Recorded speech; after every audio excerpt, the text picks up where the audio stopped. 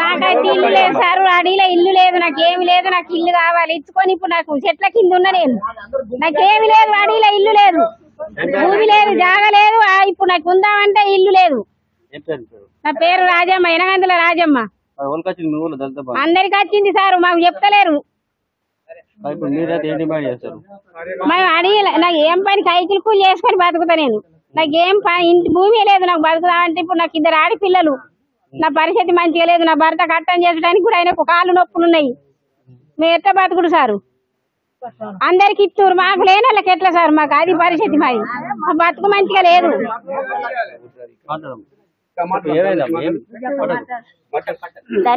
దళిత బంధు అనేది మా వాడకు అందరికి రావాలి. మాలా మాది కానీ దళిత బంధు అని పెట్టిరు కదా, మా అందరికి రావాలి. అందరికి రావాలి, లేకపోతే దాన్ని మొత్తం డిలీట్ చేయండి. మొత్తానికి అది వద్దు, మా వాడకే వద్దు.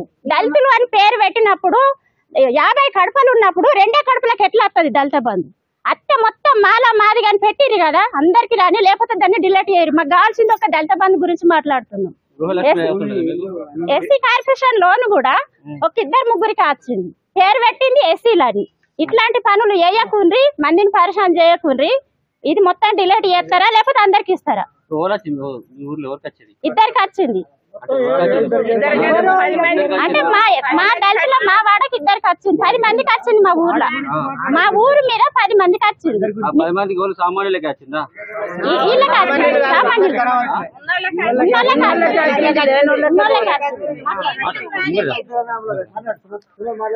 గౌరవనీయులాంటి మంత్రి గారికి తుమ్మెనాల దళిత బంధు పక్షాన దళితులందరం మేము మా యొక్క విన్నపం ఏంటంటే, ఏదైతే దళిత బంధు చేపట్టిరో ఇది దళితులకు ప్రభుత్వ పథకాలంటే ప్రజలకు చేరాలనే ఉద్దేశంతో కేసీఆర్ గారు పెట్టినటువంటి పథకం. ఎవరైతే మీకు ఎక్కువ జోకుడు ఇదైనా సార్, ఒక్కసారి లిస్ట్ అవుట్ చేసారు కదా, ఒక్కసారి మా 500 కుటుంబాలు 600 దాకా దళితులు ఉన్నాం, ప్రతి ఇంటింటికి వచ్చి సర్వే అయ్యేది. నిజంగా కూడా అది పాసిబిలిటీ అయితే వాళ్ళకే అయ్యేది సార్. ఒక ఇంట్లోకి 2 దళిత బంధువులు మీరు ఏ రకంగా ఇచ్చారు సార్? ఎంత మంది ఉన్నారు సార్? మా వాడ కట్టుకు రాని ఇల్లు లేనివాడు ఉన్నాడు. గృహలక్ష్మి విషయంలో కూడా అదే జరిగింది సార్.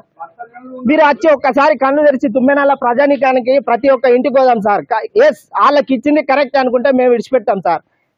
ప్రజానికానికి, తుమ్మెనాల ప్రజానికానికి మీరు ఎలక్షన్ టైంలో వచ్చే వరకు కూడా మేము గత 13 సంవత్సరాల నుంచి టీఆర్ఎస్ పార్టీ కోసమే పనిచేస్తుండ్రు. అందరు కూడా ఇక్కడ ఎలాంటి రాజకీయ నాయకులు కానీ కాంగ్రెస్ బీజేపీ ఎలాంటి మాకు తావులేదు. మాకు కావాల్సింది దళిత బంధు పక్షాన దళితుల కోసం ఇచ్చినటువంటి పథకం ప్రతి ఒక్క లబ్ధిదారుడు పాసిబిలిటీ అయ్యే రకంగా ఇవ్వండి.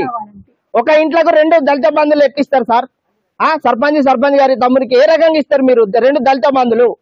ఒక ఇంట్లోకి ఇవ్వచ్చునా? ఎస్, మీరందరూ కరెక్టేనా? మీరందరూ కరెక్టేనా? ఏ రకంగా ఇస్తారు ఇది? ఒక్కసారి మీరు రండి, దేనికైనా దానికి చర్చకు సిద్ధం.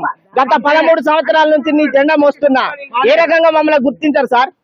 నేను ఆల్రెడీ నీ పార్టీ తరఫున నేను లబ్ధిదారుని 50% కేంద్ర యోజన పథకం కింద నేను తీసుకున్నా, అయినా కూడా నేను పక్కకు జరిగినా. నాలాంటి గరీబోళ్ళు ఇంకా బాగా మంది ఉన్నారు. ఏ రకంగా మీరు దీన్ని యాక్సెప్ట్ చేసిర్రు చెప్పాలి. మీరు ప్రజానీకానికి ఎలక్షన్ రాకముందు వచ్చి సమాధానం చెప్పుకోరు, లేకుంటే ప్రజాక్షేత్ర యుద్ధంలో డిసెంబర్ 3 తారీఖు నాడు మీరు ఓటమిని అంగీకరించి ఇంట్లో కూర్చోవాల్సిన పరిస్థితి ఏర్పడుతుందని తుమ్మెనాల గ్రామ ప్రజానీకం తరఫున, ప్రతి ఒక్కరి తరఫున, ప్రతి ఒక్కరి కుటుంబం తరఫున, ప్రతి ఒక్కరి కంటిది ఆవేదన తరఫున ఖచ్చితంగా హెచ్చరిస్తున్నాం. దళితుల ఐక్యత, దళితుల ఐక్యత. ధనవంతునికే దళిత బంధు, ధనవంతునికే